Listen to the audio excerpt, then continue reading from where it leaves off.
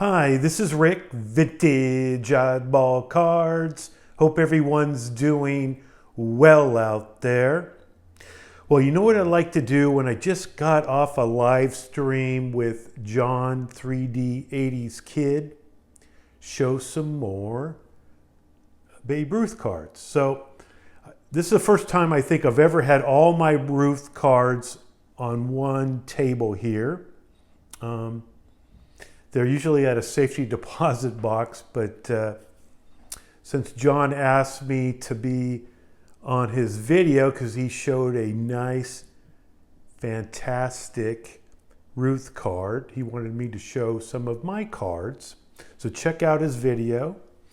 And I thought, you know what? I got the camera right here, got the same outfit, got the same plate background.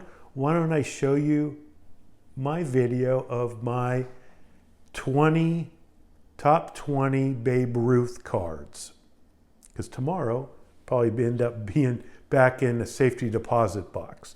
So we're going to start with this is fun. Just I would say my very first Ruth card I ever picked up was probably around 2002, somewhere in that general area. And, you know, the Ruth cards were undervalued, you know, back then, although they were still pretty expensive.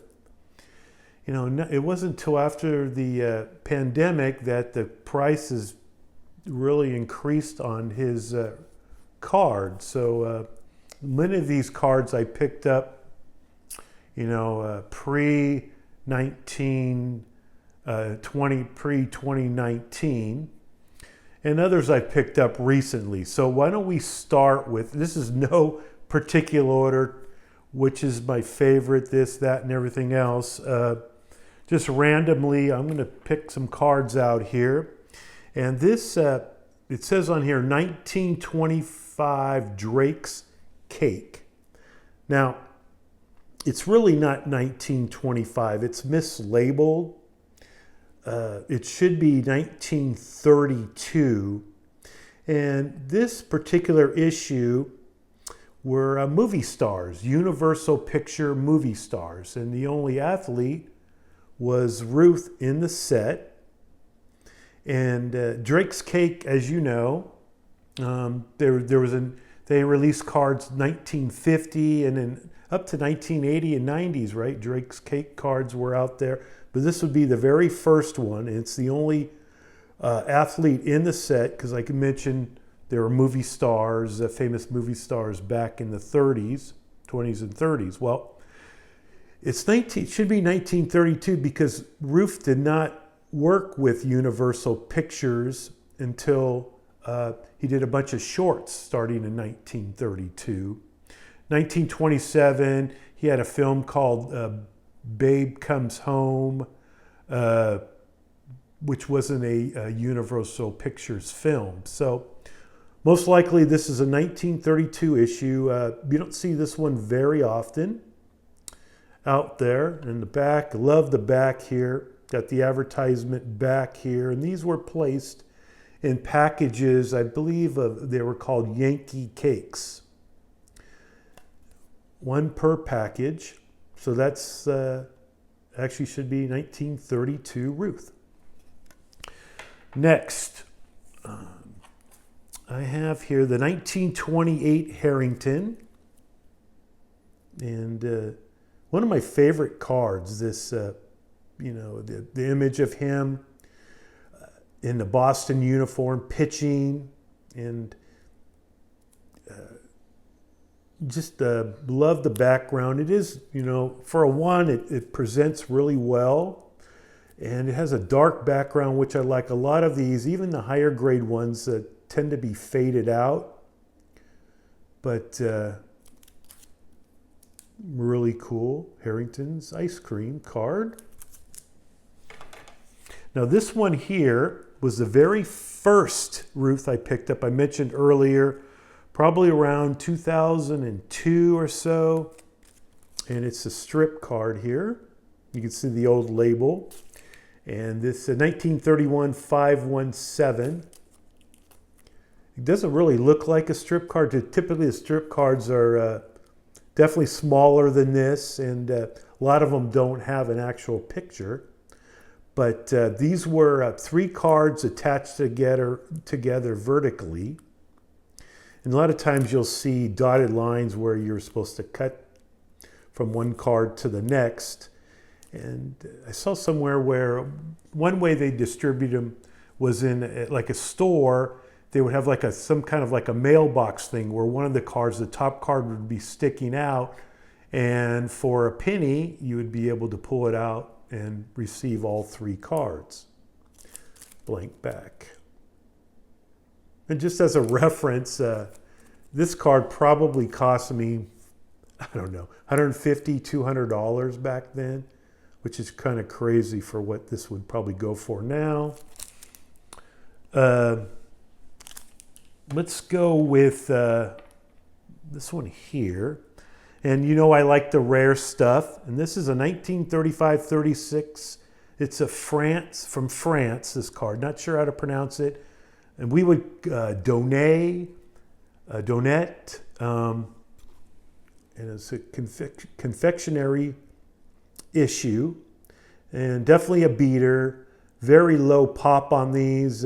Not sure how actually they were distributed. This is Ruth here, kind of a famous photo of him. Japan tour, Tokyo, Japan, Tokyo Stadium. Back, you'll see what it looks like. And I believe the Indiana means Indian, so it was a not multi sports set, but multi pretty much everything set. Planes, Avon, not sure how to pronounce that, but that means planes. Never took French in school, so have no idea. I'm probably butchering everything, but pretty cool. All right, let's move on to this one here. I've shown this one multiple times. This is probably the last one I received, a Ruth card. Let's see, it's a 1922 American Caramel E121, and you got 3 Ruths. We're here, here, and here. Very cool.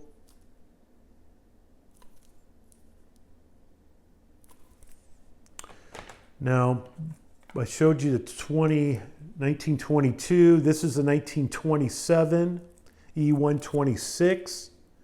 Definitely a scarcer version, much tougher to find because, again, I mentioned this in another video. This was the last year that American Caramel Company came out with cards. They were, I believe, not doing very well. Who knows how many they printed. Has a little glossier finish, and you can see the difference in the image here. You just have 2 Ruths, a bigger Ruth here, and you don't have the bottom here where Ruth's on the playing field. It has a different back too. And it deserves a 1, but presents really well. Let's see, we'll move on to, let's see, this one here, foreign issue from Germany. Abdullah, I believe you pronounce it, 1932. And these tend to be a little cheaper, the foreign issue Ruths compared to the American ones. Kind of love this. The coloring doesn't do it service on my video here, but really cool. I purchased this from someone on Net54. These come up to auction once in a while, but you know, to find one that I can afford in the grade, this is a 2.5. Let's see. How about the 1934 Worldwide Gum? And this one is kind of interesting. As you see in the front here, it almost looks like it's right out of the pack with the corners, just everything about it on the front here.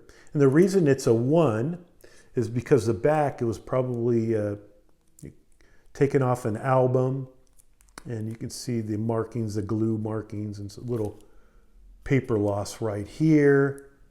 Probably much saved the front of the card because it was in an album. But Worldwide Gum, it's a Canadian version, Goudy Canadian version. And definitely the pop report's a lot lower on the Worldwide Gum compared to the Goudy cards. But a beautiful card.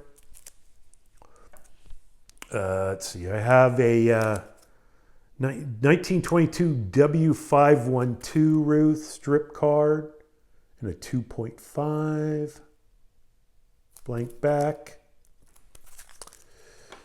Here's my 33 card 144 Goudy. And what I love about this card is just the image. It's so clear. A lot of them are this particular card. They're not very clear. I don't know. Just really stands out. And it's at 1.5, but presents really well. One of his most famous cards. All right, here we got a 1922 W573, a hand cut. This is pretty much exactly like the 1921 or 22 E121 Ruth American Caramel card, but this is a strip card. It was a vertical strip of 10 cards. So you can imagine how difficult it was to pretty much keep these cards intact. And the reason it's authentic is it's a little bit right here. Whoever cut it didn't do a great job.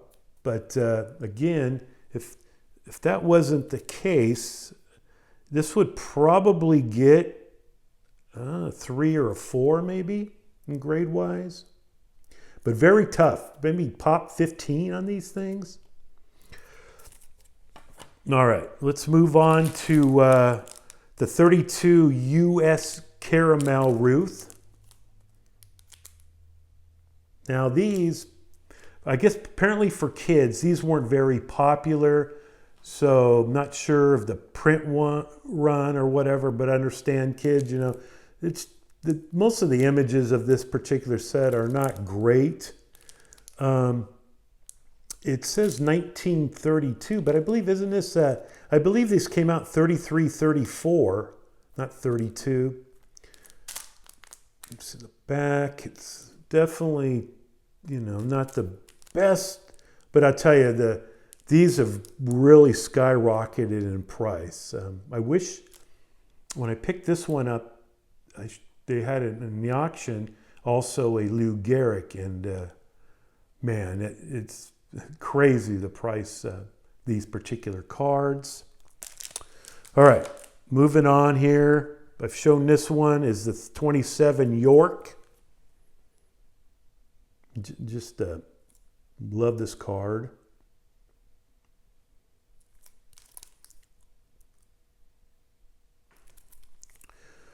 We have the 1933 181 Goudy.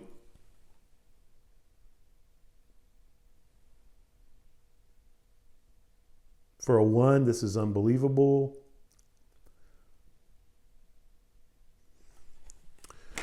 How about a 33 Sports King?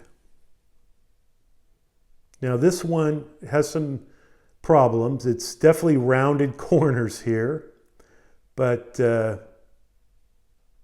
when I picked this up, I believe, God, I don't know what year I picked this up, but it was semi-affordable back then, and these didn't really have much of a border in the first place, especially down here, but it's definitely rounded.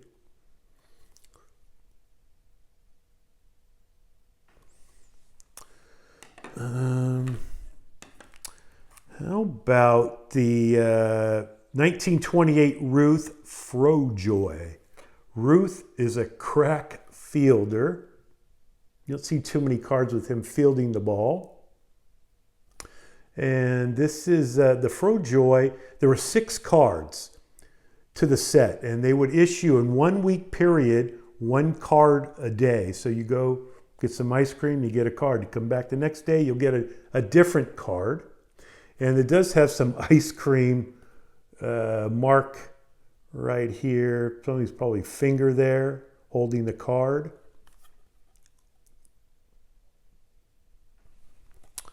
And another 1928, very similar, is a George Ruth Candy Company card. And here he is in the movie Babe Comes Home. That's why he's not wearing his Yankee uniform. And these were 6 cards also in the set, Ruth cards. And you would have, there's, I don't know, it's kind of silly. People always ask me where, that A on his hat. Well, it's for the Angels, Los Angeles Angels. Let's see, how about, I don't think I showed this one, the 23 Maple Crispet. And a Canadian issue. They were known for hockey. They also came out with a hockey set. And of course, to screw the kids, if you turned in the complete set, you would receive a ball, a bat, or a glove. Well, they short printed 1 card, and that was a Casey Stengel card. And I also have the Bulgaria 32, one of the least expensive Ruth cards, plain day Ruth cards. Save the best for last, and that is the Bluebird. Love the back on this.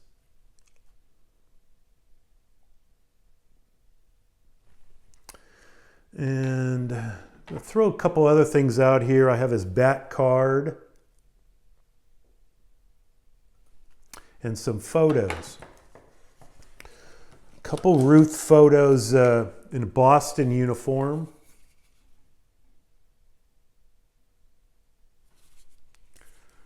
Let's see. This one is kind of a cool photo, but kind of sad.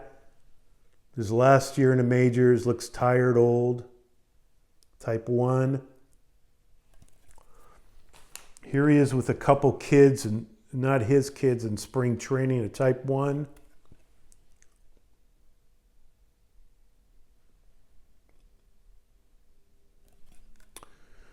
And I have here one with a young Dizzy Dean, the first time they faced each other. Shaking hands. I have the, this is it is a Type 2 Brown Brothers.